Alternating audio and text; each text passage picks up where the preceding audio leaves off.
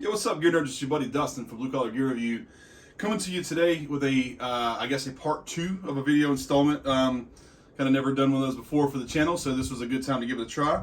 On the last video, I had the Jeff Loomis Devil's Triad Overdrive Solo Boost and Effects Reverb Stomp Box all in one. Did an unboxing video where we opened the brand new box. It's actually still over here behind me. Pulled out the literature, some of the awesome artwork that's inside of it. Showed the just the thick foam. So whenever you order one of these, or if you buy one of these brand new, or if a if a gearhead like one of us will take care of the stuff and save the box for you, it should ship to you with absolutely no problems. There is so much to try to unpack in this pedal. On today's review, I'm gonna hook it up and kind of run it in the 4-cable method. And what I mean by the 4-cable method, I explained in the last video, is that you have several input options and hookup options on your drive channel and your boost channel. These two buttons right here, you could run an input and an output to the front of your amp. In the drive and boost will be kind of in your present preamp chain, acting as if you're using a standard overdrive pedal to boost your front end signal, or you could even use it as a standalone drive by itself if you're trying to boost the front end of a clean amp. And you have the solo boost as well, this dedicated red knob here to give you, I think the manual says up to 40 additional dB of volume overall with this pedal to give you solo boost and kind of crunching lead riffs. And then you can color and flavor that sound with the delay and reverb combination.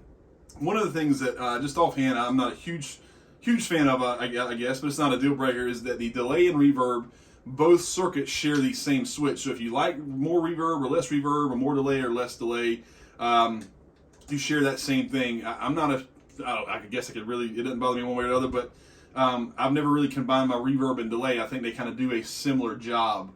So you can dial one in or out more so than the other, but that's not a deal breaker by any stretch of the word. Again, I mentioned the 4-cable method, where you run cables in the front chain of your head, and then the in and out to your effects loop for this wet signal. You can also run this if you don't have an amp that has a great effects loop or an effects loop at all.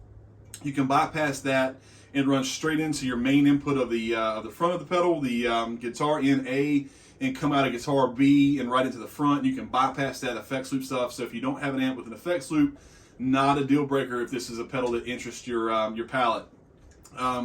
Really hard to capture on camera. I'm not gonna try to zoom in and make it all distorted, but there's some incredible artwork on the pedal. It looks beautiful. But we're not here to talk about what it looks like. We did that in the unboxing video. I've explained the features so far. Let's dive in. Let's hear what it sounds like in the front of a 6505 Plus. I'm gonna use it as a boost or an overdrive as you would a Maxon or any other boost. I'm going to engage the solo boost and see what kind of tone shaping we get there. And I'm also going to introduce some reverb and delay. The 5150s and 6505s are noisy amps. Somebody might crucify me for this, which is fine. I'm actually going to hook this up in my normal pedal chain, and I'm going to use my ISP decimator to control the just the high-end power amp hiss and sizzle of the the 6505. And just kind of eliminate the extra noise there and see what the pedal does itself. It's kind of a spoiler alert, I have messed with this some. I do know that this will introduce some more gain and some more noise into your signal, so I want to give you as much of a clean kind of just articulation of what the pedal is going to do for your sound without clouding it with extra hiss and sizzle from the amp. Just to make sure that you're hearing kind of clearly what this pedal does. So without further ado, let's hear it. Let's see what you think. All right, real quick, guys, before we get into the sounds, just want to show you how I had this thing hooked up. I mentioned in the introduction that I'm introducing it in my normal pedal chain. So as you see where it sits on the board right here, that's currently replacing the spot of my carbon copy analog delay, my chorus ensemble boss chorus, and my Maxon overdrive that usually sits in that space right there beside it. The signal chain is running to the obviously a volume pedal, not really using that for this purpose. Front of tuner, out of the tuner into input A, then out of input A's outside signal to the decimator, and then to the decimator to the front of the amp. That's my front chain. Again, introducing this as if it would be in the front of the pedal board, front of your pedal circuits. None of the rest of the other pedals are engaged on the top of the board here. They're just kind of on. They're kind of in the way, so it's like moving them. But I unhooked the other two modulation effects and introduced this pedal where that chorus and delay sits in this signal chain here, routing it back through the second chain of the ISP, therefore giving the noise gate an opportunity to cut the power amp noise as well as the preamp noise without really cutting off the pedal itself. I'm interested to kind of hear how it behaves with the delays. So without further ado, let's dive in and get some sounds.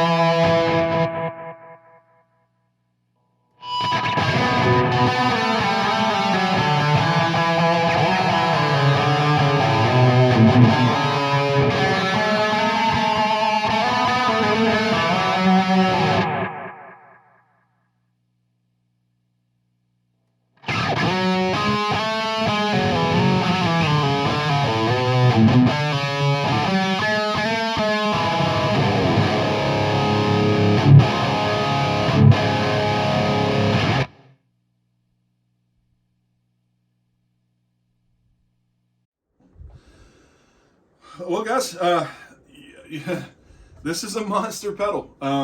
What I did notice is, when you engage the overdrive as you would an SD1 or a Maxon, it doesn't cut that low end. It keeps your bottom end, or at least in my ear, it keeps your bottom end that sometimes gets cut out in the, in some overdrive circuits. The boost channel or the boost signal, it took a little bit of dialing in for me, I think, to really kind of hear where it was making a difference. But I think it kind of gives you an option to stand out in your mix if you're playing at a full band or if you're running through a PA or whatever. It gives you an option to stand out a little bit without really kind of giving too much of an oversaturation. I think it's a cool feature, and I think for you solo riffing guys who want to kind of stand out with your band, if you have another guitar player, that's a pretty cool feature. It's right on your board, right at your foot there, without having to add a whole extra pedal to give you that. My personal favorite, and I do caution, I do think we have to be kind of mindful and be careful, is the delay and reverbs. Those circuits to me are really powerful, and I feel like they can really be overpowering in your signal if you're not careful with your levels. The manual actually gives you some settings to kind of get you close on some tone. And when I first kind of did that, it was really overbearing to me. I think I had to dial the level back pretty significantly to kind of get a usable delay and reverb that was not overpowering the signal.